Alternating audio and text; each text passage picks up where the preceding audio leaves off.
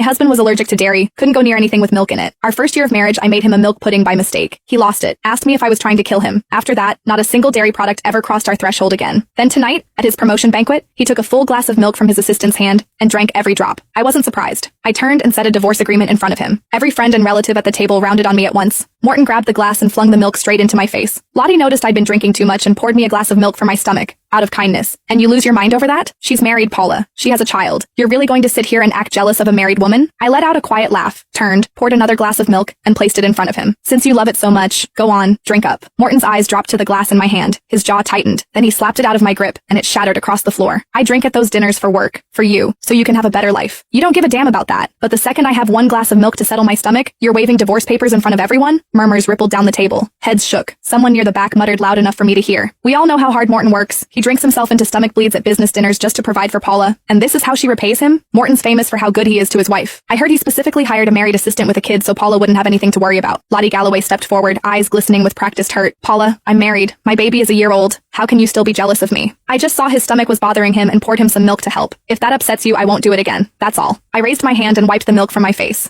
The sour sweet smell punched into my nose and my stomach rolled. I slapped the divorce papers flat on the table. Once we're divorced, you can pour him milk any way you want. It'll be none of my business. When Morton saw I meant it, he snatched the papers from my hands, ripped them down the middle, and threw the halves on the floor, his face dark with fury. I'm not agreeing to a divorce. This is all because I drank a glass of milk Lottie poured? Fine. I won't touch anything she gives me ever again. Happy now? Today is my promotion banquet. Do you have to keep going until you've wrecked it for everyone? Vivian Henson walked over and gave my shoulder a little pat, the way you'd comfort a child throwing a tantrum.